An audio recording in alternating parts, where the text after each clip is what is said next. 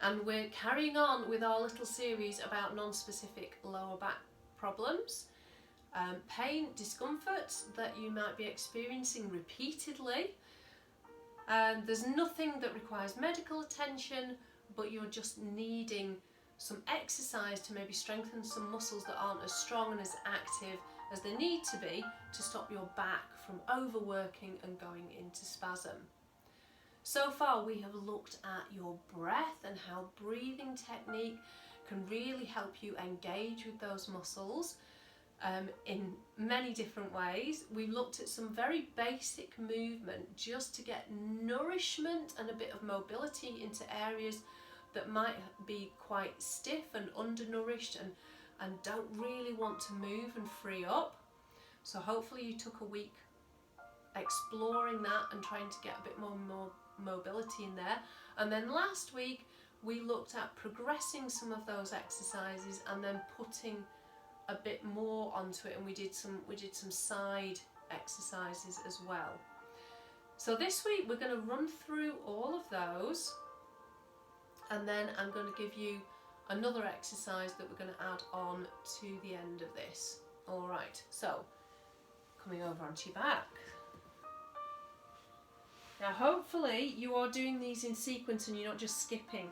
So if this is the first video you come to, stop it, go back to the first one in the series please, because you really need to start at the beginning. Okay, chin nodded, shoulders wide, rib cage down, space in your spine, pelvis settled level, knees pointing at the ceiling. Let's start with our breath, breathing in through the nose and out through the mouth.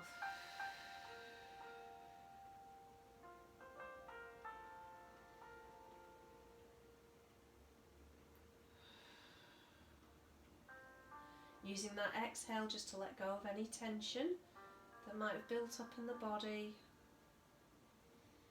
And don't worry, you can close your eyes for this bit if you want to really focus. I'll just talk you through it. So now, without changing the shape of your skeleton, can you make that breath a bit more active? So breathing in, deep breath in, expanding wide. Yeah, I know your ribs are moving, I'm not counting them. And then breath out, blowing that feather across the table. Feel those muscles contract. Feel that tightening. Inhale, expand. Exhale. Active muscles. Keep that breath going for me, but now just see if you can start to engage the pelvic floor a little bit more. So as you breathe out, think of drawing up through the pelvic floor and then all the way up through the abdominal muscles, right the way up to the throat.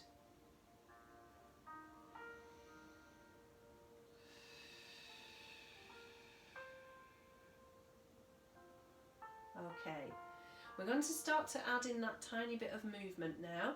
So I'm taking my arms away so that you can see just how tiny it is if you need reminding. Breath in to prepare. And then breathe out. This is the one where we just kiss the back of the hips onto the mat and then inhale, release. Don't try too hard. If this movement is challenging for you, so don't try so hard that you start clenching other muscles in the body or forcing the whole of your spine into the mat. Just stick with it. Stick with it. It will loosen up eventually.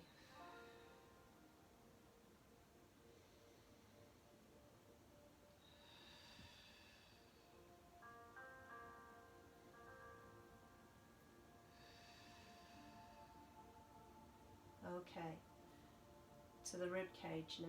So we're going to lift, draw the shoulders back, lift the rib cage, and the breastbone, and then exhale, pull down through the diaphragm, pull your ribs down and into the mat. Again, I'm not forcing my spine down, I'm just moving the upper part. This is called the mid-back, so the area from sort of the top of your shoulder blades to the bottom of your rib cage.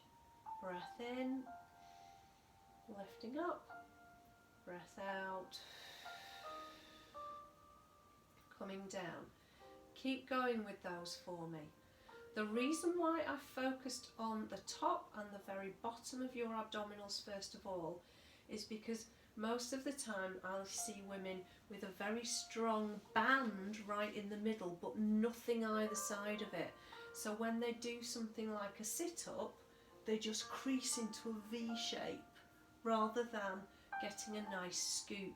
And then they really struggle to hold it because there's not enough support, so their neck starts to ache, everything sort of feels horrible and they have to come back down. So we want all of this lifting this little bit rather than just your neck muscles and a tiny little band. Okay, so let's see if we can do that now. Imagine that marble halfway between your tummy button and your pubic bone. And we're going to start at the bottom. We're going to work up to the ribs with your breath. Breath in. Now start here. Tilt. Can you keep tilting? Roll that marble into a lovely hollow in the centre. Now bring your ribs down with the last of your breath. Inhale, let it go. Wonderful. Breath out. I'm going to move that arm out of the way. Hips, so take your time with it. Feel that you're moving segment by segment of that spine. Ribs come down last and back to neutral. And yes, you are going to feel other things switching on. Everything's connected. So yeah, you might feel a little bit of hamstrings, you might feel a little bit of glutes, but as long as they're not sort of squeezing and forcing the movement to happen, they're just naturally switching on because we've changed the shape of your skeleton. Inhale, release. Breath out, tilt, and keep that tilt going. Roll that marble into that lovely hollow in the middle, ribs down, and then let it roll back again. Let's do one more of those lovely scoops.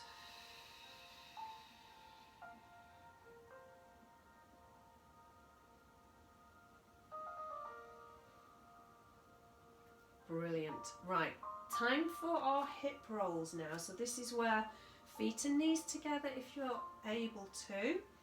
And this time I'm going to take the arms out. Ribs are staying down, so I'm going to see if I can do it without my hands monitoring. If you think that that's not right for you yet, put your hands back on your ribs. Breath in as you go over. Breath out, pull yourself back up from your centre. Always work from the middle with these exercises. Inhale over. Exhale, pull back.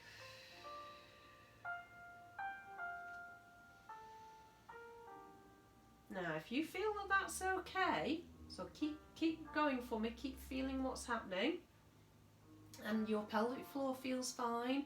You're not getting pushing or heaviness or dragging there. You're not seeing anything start to push out here. No lump or triangle or line running down your tummy as you move. Then you can take this a little bit further. So we can take the knees and the hips and then the ribs and turn the head.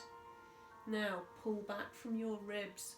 Breath out. Use that movement that we've been working on and bring the hips back. And the knees last. Knees, hips, ribs, turn the head. We're going to corkscrew back, pull those ribs down first. And then the hips and then the knees.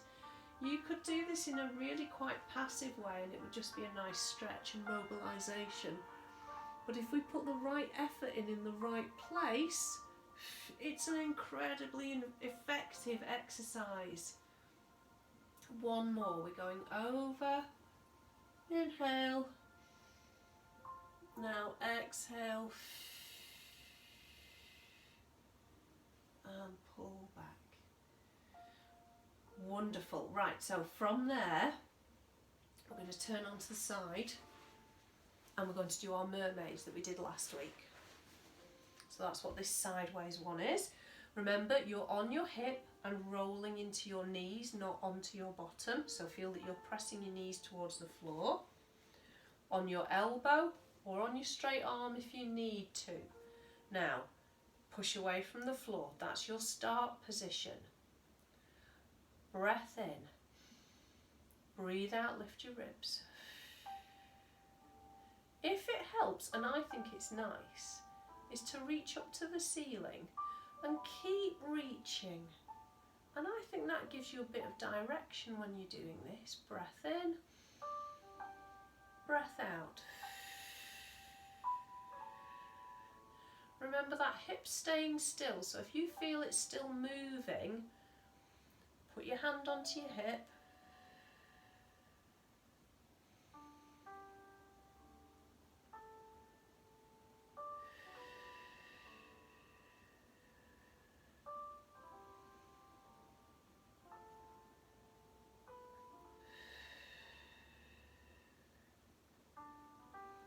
We're going to do one more.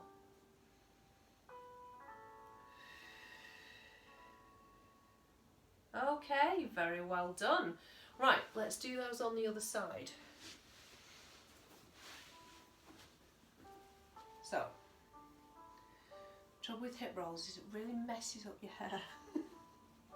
Okay, knees together, roll into the knees. Lift, you're pushing away from the floor with that strong shoulder. Let's take that arm up, just lift the ribs. Nice strong breath out as you lift. Inhale down. And I feel like it's coming from almost just below the armpit really. It's sort of the side of the rib cage is where I'm feeling this lift coming from.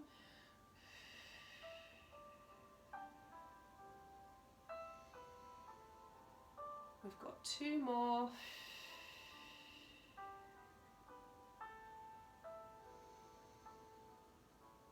And the last one.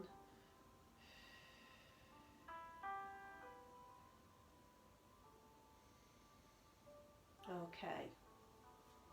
From there, we're going to come over into 4-point position. So that means knees hip distance, and then you're going to take your elbows to your knees and come down onto your fingertips. Up, and then that's where you're going to put the heel of your hand. Okay, that gives you your body length. Spread your fingers out and then we're going to go over. Now if your wrists don't like that, come onto your knuckles. Okay, so we're going to do those moves that we did before. Now just make sure your head isn't down here. You want to be able to see your shoulders out the corner of your eyes and feel that you're supporting your body from underneath. So let's take a nice big breath in, and then as you breathe out, you're going to point your tailbone down towards your toes. Open the spine out, open it out, open it out. Don't push up into your shoulders. And then release. So most of us can move really easily up here, but that's not where we want the movement to happen. We want it to move from your tailbone and travel up, opening all the spaces in those vertebrae. Open out and release.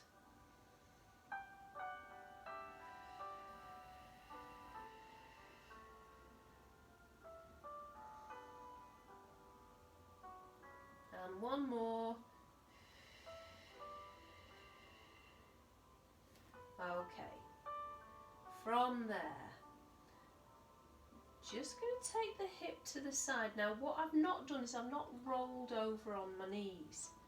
I've pulled my hip up towards my ribs and I'm going to turn and look at that hip. So I'm still in the middle of my knees. Other side. Look at your hip.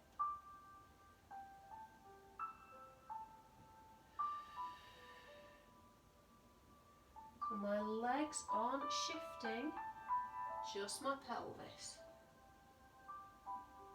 One more to each side.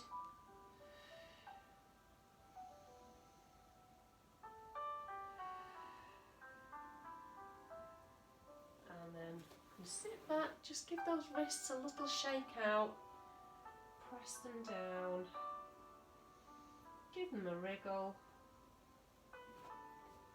And there you go. So that's a whole sequence of exercises to start you on that journey of recovery from your lower back pain. It's really important that you start with small steps and you work in a very mindful way. So recovery starts gently and we build on it. You've got to build those foundations first with your breath, with nourishment, with small movement, and then we can build strength and we can build range on top of that. So the best way for you to continue now is to join in with a regular class.